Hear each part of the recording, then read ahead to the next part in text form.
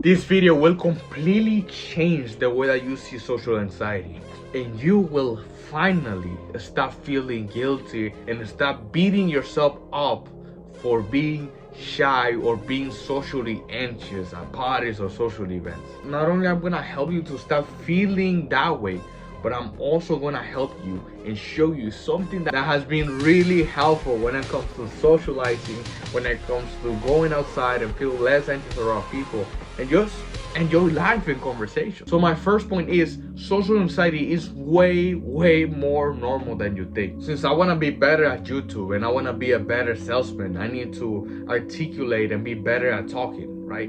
Be better at my speaking skills.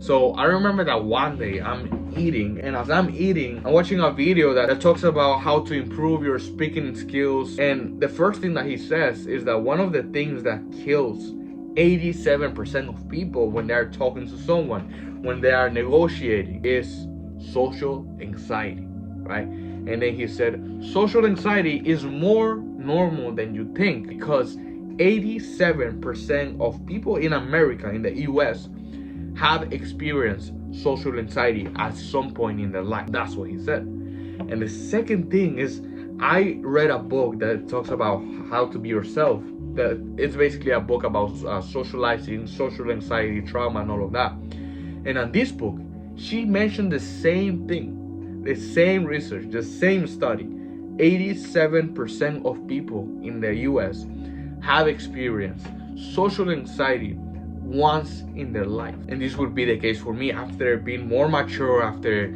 I've improved my social skills and healed some of my trauma. When I would go to the gym, right, and I would be in the sauna, I would be talking to certain guys. They were in the sauna, I would talk to them, right? I remember this guy is, his name is Josh. I was talking to this guy, but I noticed that he was a little nervous talking to me. He was not making eye contact. He was not looking at me, right? You'd be surprised of the people that you see on a daily basis, people at work, people in college. They feel the same way that you feel when they are meeting someone that they don't know. They feel anxiety, they feel socially anxious, they can barely talk to people the same way that you do. I got this coworker that he's like really good with girls, right? He has a lot of tattoos. He looks like a fuckboy, right? But he tells me, he's like, dude, like I'm freak out every time that I gotta talk to a girl and I get nervous, but I still do it. And look at me, like I get girls, right? And it just gets to the point that even this guy that from the outside, he looks confident, he looks like he can talk to anybody, that his conversations are not awkward, yet he has experienced social anxiety more than once in his life. Your relationship with social anxiety, we can say that is toxic. Which gets me to the second point. The problem with social anxiety and you. The problem that you have in the relationship that you have with social anxiety is that you take social anxiety as your identity, right? I am a socially anxious person. That is your label, right? If right now, let's do this test, right? Hey, let's say your name is Michael or whatever your name is.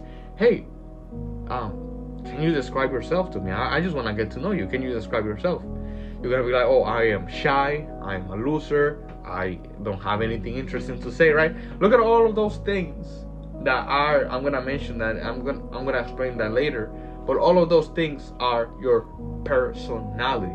Those are just labels that you're putting yourself, and therefore you're like, I was born this way, I was born shy, I was born socially anxious, I was born awkward, I was not born with those skills, right? That's what I used to think back then when I was in high school, when I was like growing up back when I was 18, 17. I thought that I was dumb.